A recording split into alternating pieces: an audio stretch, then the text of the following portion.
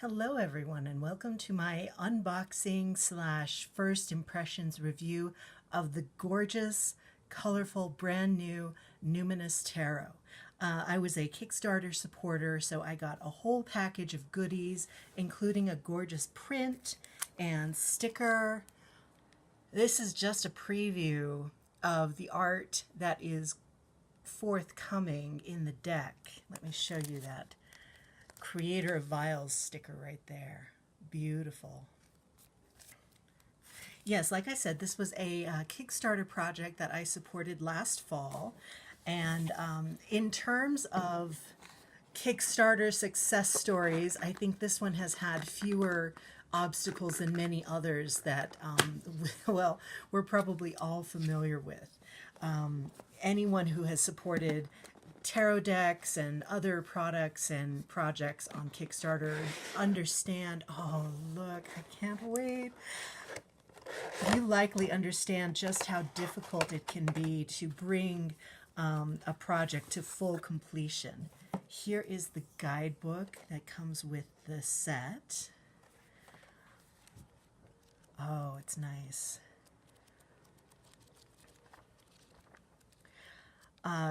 And so this was, I think, a very successful campaign in terms of there being relatively few obstacles that stood in the way. Oh, that stood in the way of bringing this project about. I was absolutely enchanted by the artwork previewed in the project campaign. And that alone was enough. I have to get the little sleeve off. That alone was enough to really get me excited. But the artist's intention to make an inclusive, diverse deck was the other thing that really caught my interest. I'll keep talking as I kind of flip through these gorgeous cards. See if I can get each one of them unstuck at a time. There are certainly other decks that are specifically made to be diverse and inclusive. I'm thinking specifically of the Slow Hauler Tarot and Delta Enduring Tarot, and both of those are really gorgeous. Unfortunately, I don't have either of them yet, but I would like to someday. But between the art and the spirit of this deck and just my general feeling about it, this was the project I really wanted to throw my support and my money behind. And here it is.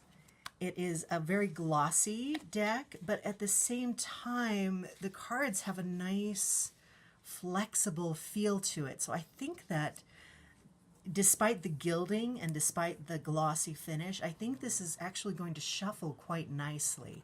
That's always my hesitation when it comes to really glossy decks. I mean, they're gorgeous and we all love them, but for me, I dislike how the finish sometimes makes them hard to shuffle. But I think these are the perfect balance of finish versus cardstock, and I think I'm going to be pretty satisfied with them. Just by handling them on the outset here, they do feel a little thinner than certain decks that I've had. Certainly a touch thinner than mass market decks, but you know, this might be a special occasion deck. This might be a deck that only gets used for highly personal readings. So I think that even though the stock might be a little lighter than some of us are used to, especially if we read a lot with mass market decks, I think that it's probably going to hold up just fine in the long run. Oh, that's so beautiful. There are just so many characters and so many interesting faces and settings and details in this deck, and I find that really engaging, and I think this is going to make for a really useful narrative reading deck when you really want to get at the heart of how a situation is playing out, when you really want to see the motivations and the character behind situations. This might be a really good deck to pull out. And really, I'm not sure exactly how I'm personally going to use this yet. I'm just barely opening it, and I'm looking at it here with you for the very first time. Oh, wow. Now, as you can see, if you can kind of see the text at the bottom, there are slightly different suits in this deck. We have tomes, bells, candles, and vials. Here's a vials card, 2 of vials. It's so sweet.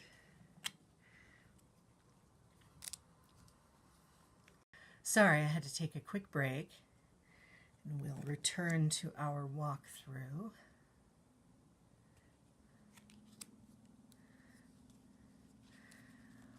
I cannot wait to start using this with clients and to really discovering what this deck has in store for me as a reader and what this deck has to say to people who come to me as clients.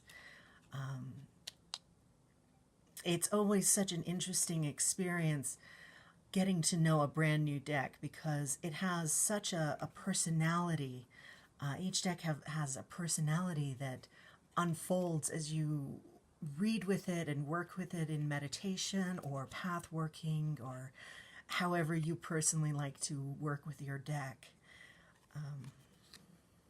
It's always an adventure, and it's one that I always look forward to having. Oh, cool. This is the founder. Wow. So it looks like this deck has not arrived in order exactly. And not in the traditional order, but I think it's in its own, yeah, it's in its own order.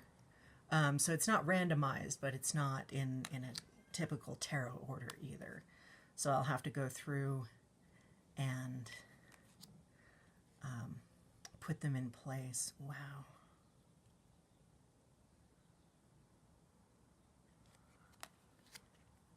Something I enjoy about this particular deck and its approach to inclusiveness is that I feel really comfortable projecting myself into the reading, if that makes sense. I feel very comfortable seeing myself in these characters that are pictured. And that's not always the case. You know, so many of our decks have very glamorous fantasy artwork, and that's wonderful, and that really speaks to a lot of people on very deep personal levels. But this one is a little different. There's modern settings like we have here, but there's also slightly fantasy settings, but ones that are not completely perhaps out of the question. Well, we do have mermaids and things like that, which I know that I can't convince some of you aren't real, but I don't know. I feel very comfortable inhabiting this deck as someone who might be getting a reader or a reading from it. You know, if I was reading for myself, I think this is one that I would feel very comfortable getting into and seeing myself reflected back. And that's something that I think a lot of people kind of struggle with when they're finding that perfect deck. And I'm not sure if the perfect deck exists unless perhaps we make it for ourselves. And certainly I've been long hunting for the perfect deck, and I have lots of very nice decks, but I'm not sure if I have one that I would call absolutely, well, there is my arcane bullshit oracle deck, which I am incredibly fond of. I use it a lot, actually. It's one of my, like, if I had to give up card reading and only have one deck for now and ever, that would be the deck. That's how much, yeah, I mean, I like it. Yeah, I like it, certainly. But it's the deck that I feel most reflects myself as a reader and myself as a querent. And I feel that that one is the deck that just really speaks to me and speaks to what I read about. And so even though I have decks that maybe I would say I like more, like, oh, what's an example? My Tarot of the Sweet Twilight is my kind of go-to deck for lots and lots of purposes. And so I probably like that one the most, but that's certainly not the one that I would carry with me forever if I had to only have one deck ever again. Whereas the Arcane Bullshit Oracle definitely is one that I would keep for a lifetime. Unfortunately, it's made by Game Crafter, so it's not a really sturdy deck, and it's not going to last forever. Maybe I should buy a backup before I can't any longer.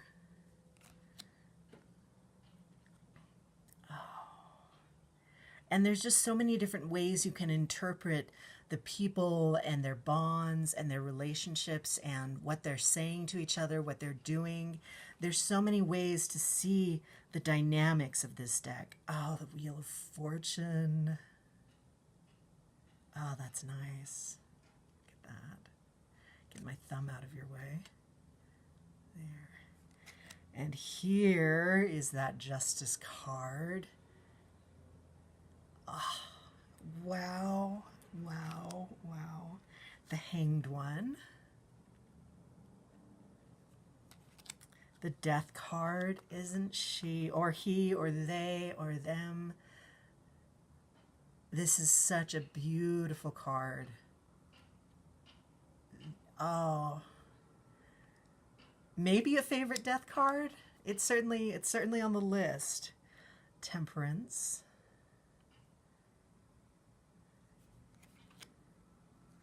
Ooh, the Shadow.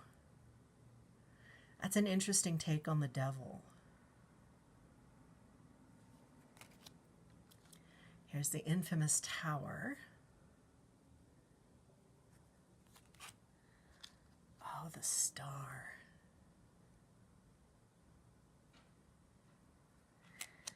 Here's the Moon card. This is one that was featured in a lot of the marketing material for this campaign. And I think you can see why. This is really a very just arresting, noticeable card. It's not one that you easily forget, I think. The Sun. Oh, so beautiful.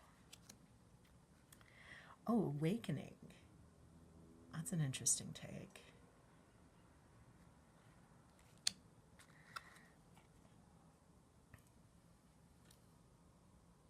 World. And then I believe this is a bonus card. I didn't pay attention to see if we got our full card or not. I'm sure if it's in here, I've already passed it. I think that the Numinous is one that is special to this deck, but it might actually be the full card since it's not numbered. I don't know. I just flipped through these and I wasn't paying real close attention to a lot of the text. So that is the Numinous Tarot. It will be available for sale from the artist soon.